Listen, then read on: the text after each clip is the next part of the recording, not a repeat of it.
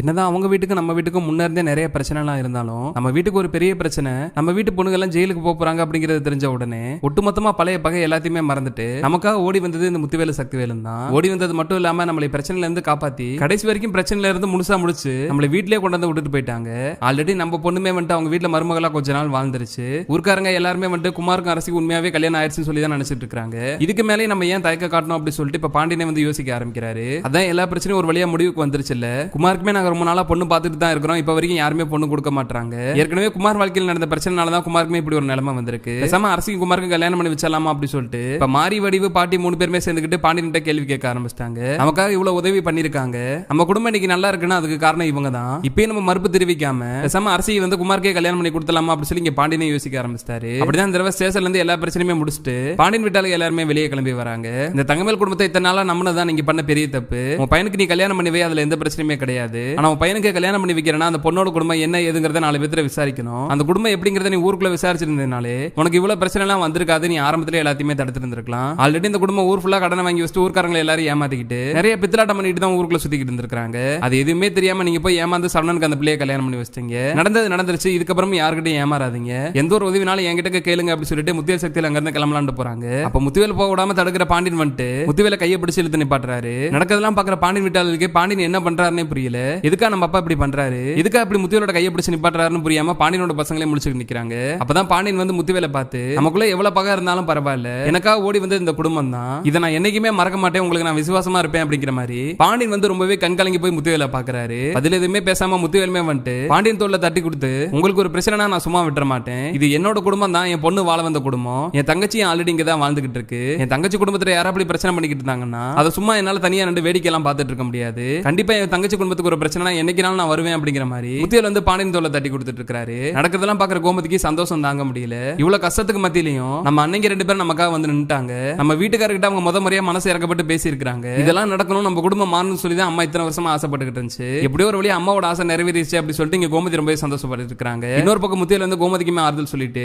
இன்னையோட பிரச்சனை எல்லாம் முடிஞ்சிருச்சுன்னு நினைச்சிடாதீங்க, நமக்கு இப்ப வரைக்கும் வெறும் ஜாமீன் மட்டும் தான் கிடைச்சிருக்கு. இதுக்கு மேல இந்த தங்கமேல் குடும்பம் என்னெல்லாம் சூழ்ச்சி பண்ண போறாங்கன்னு தெரியல. அதனால இந்த தங்கமேல் விஷயத்துல நீங்க ரொம்பவே ஜாக்கிரதையா இருக்கணும், முன்ன விட நீங்க இப்பதான் ரொம்பவே சுதாரிப்பா இருக்கணும் அப்படி சொல்லிட்டு முத்துவேல் அட்வைஸ் பண்ணிட்டு அங்க இருந்து கிளம்பிடுறாரு. இப்படியுமே ஒட்டுமொத்த குடும்பத்தையும் இந்த பிரச்சனை இருந்து காப்பாத்தியாச்சு, இனிமேல் நிம்மதியா இருக்கலாம் அப்படிங்கிற மனசோட பாண்டியனுமே வந்துட்டு எல்லாருமே கூப்பிட்டுக்கிட்டு அவருமே வீட்டுக்கு வந்துடுறாரு. இப்போ ஒட்டுமொத்த குடும்பம் ஒன்னா வரத பார்த்ததுமே இங்க பாட்டிக்கே சந்தோஷம் தாங்க முடியல. இப்படி ஒரு விஷயம் நடக்கும் தானே இத்தனை வருஷமா நான் தவமா இருந்தேன், பரவாயில்ல இந்த தங்கமேல் பிரச்சனையிலையும் ஒரு நல்லது நடந்திருக்கு, இந்த தங்கமேல் பிரச்சனைனாலே இது 2 குடும்பம் ஒன்னு சேர்ந்துருச்சு, இதே மாதிரி அரசி குமார் ஒன்னு சேர்ந்துட்டா நல்லா இருக்குமே அப்படி சொல்லி பாட்டி மனசுக்குள்ளே நினைச்சுக்கிட்டு பாண்டியன் வீட்டு ஆளுகளை வீட்டுக்கு வெளியே நின்று வேடிக்கை பார்த்துட்டு இருக்காங்க. வீட்டுக்குள்ள போனதுமே ராஜிபினா 2 பேருமே தனியா போய் பேச ஆரம்பிக்கிறாங்க.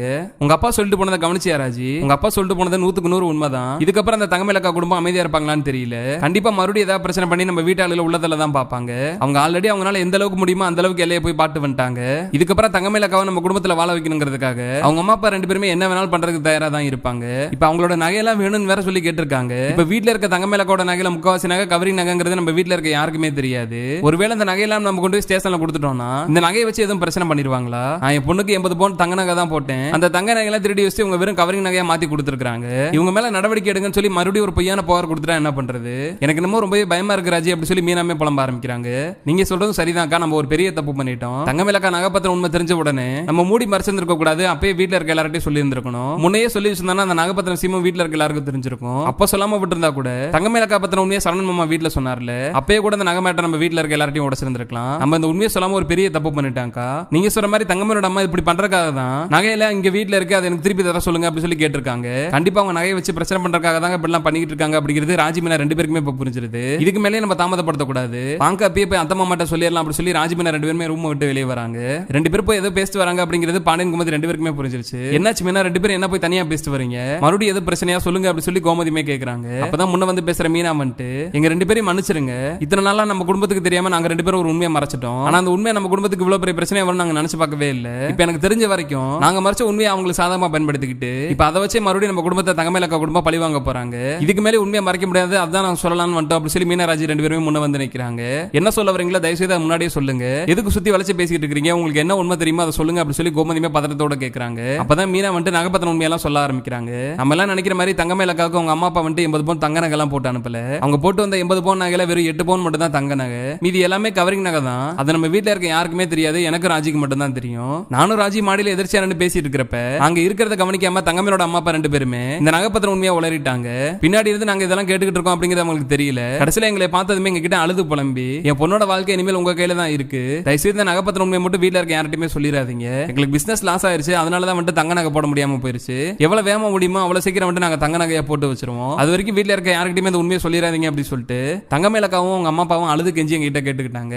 அதனாலதான் இத்தனை நாள் அந்த உண்மையை நாங்க வீட்டுல இருக்க எல்லாருமே சொல்லாமே இருந்தோம். சரி, அது இவ்வளவு பெரிய பிரச்சனையை மாறும்னு நாங்களும் நினைச்சு பார்க்கவே இல்லை. சரணன் மாமா சொன்னதுக்கு அப்புறம் தான் தங்கமேலக்கா எல்லா விஷயத்திலுமே போய் சொல்லி நம்மளை ஏமாத்திருக்காங்க அப்படிங்கிற உண்மை எனக்கு தெரிய வந்துச்சு. இப்ப இதே மாதிரி இந்த தங்கமேலோட அம்மா அப்பா 2 பேருமே சேர்ந்து நகையை வச்சு ஏதாவது ஒரு பிரச்சனை பண்ணணும்னு சொல்லி அவங்க பிளான் பண்ணிட்டாங்க. அதுக்காக தான் அவங்க பொண்ணோட நகையெல்லாம் திரும்ப வேணும்னு சொல்லி அவங்க கேட்டிருக்காங்க. ஸ்டேஷனுக்கு கொண்டு போய் இந்த நகையெல்லாம் நம்ம கொடுத்தோம்னா நான் என் பொண்ணுக்கு 80 பவுன் தங்க நகை தான் போட்டேன், இவங்க அதுல முக்காவாசி நகையை எடுத்து வச்சுட்டு அதுக்கு பதில் கவரிங் நகை கொடுத்து என்ன ஏமாத்த பாக்குறாங்க அப்படி சொல்லிட்டு மறுபடியும் நம்ம குடும்பத்தை பழி வாங்குறதா அவங்களோட திட்டம் அப்படிங்கறத ராஜிமீனா 2 பேருமே இப்ப பாண்டியன் குமதி கிட்ட சொல்லிடுறாங்க. இப்படி இவங்க 2 பேரும் சொன்ன உண்மையை கேட்டு பாண்டியன் குமதி சொல்லி வீட்டுல இருக்க எல்லாருமே சாக்காயிடுறாங்க.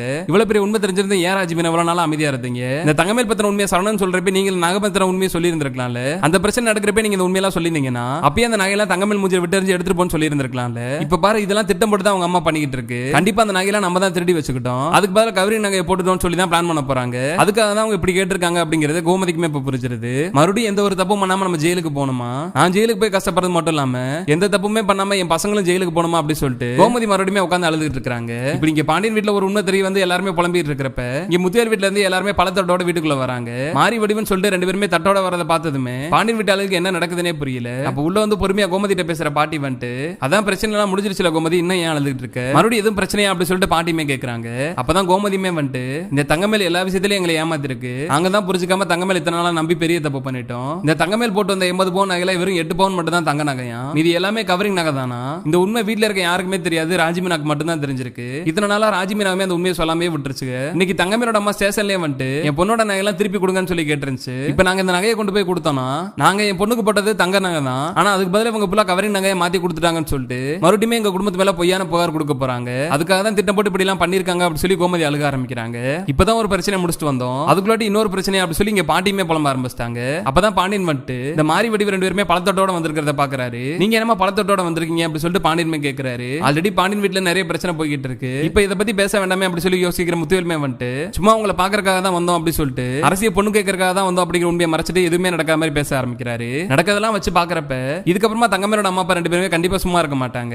முடிஞ்ச அளவு நம்மளும் போராடி பார்த்துட்டோம், இந்த பாண்டியன் குடும்பம் எப்படியா நம்ம கிட்ட இருந்து தப்பிச்சிட்டாங்க, கண்டிப்பா அந்த நகை விஷயத்துல அவங்களால தப்பிக்க முடியாது, நம்ம பொண்ணோட நகையை வச்சு இவங்க குடும்பத்தை மறுபடியும் ஜெயிலுக்குள்ள அனுப்பிச்சிடலாம், இவங்க கொஞ்ச நாள் ஜெயில இருந்துட்டு வந்தாங்கன்னா தான் மறுபடியும் நம்ம பொண்ணை ஏத்துக்குவாங்க அப்படின்னு சொல்லிட்டு கண்டிப்பா மாணிக்கம் பாக்கிய 2 பேருமே சேர்ந்துக்கிட்டு இந்த பாண்டியன் குடும்பத்துக்கு மிகப்பெரிய துரோகத்தை பண்ண தான் போறாங்க. இதுக்கு மேலுமே மீனாராஜ் 2 பேருமே தாமதப்படுத்தாம நகைப்பத்திரம் உண்மையை வீட்டுல இருக்கவங்கள்ட்ட முன்கூட்டியே சொல்லி இந்த தங்கமேல் ஆல்ரெடி போட்டு வந்தது நகையே கவரிங் நகை தான் அப்படின்னு சொல்லிட்டு இந்த தங்கமேல் குடும்பம் ஸ்டேஷனுக்கு போகிறதுக்கு முன்னாடியே நகைப்பத்திரம் உண்மையை பாண்டியன் வீட்டாளுக்கு வந்துட்டு இன்ஸ்பெக்டர் சொல்லிட்டா நல்லா இருக்கும்னு நீங்களும் நினைச்சீங்கன்னா மறக்காம இந்த வீடியோக்கு ஒரு லைக் பண்ணி உங்க ஆதரவை தெரிவிங்க.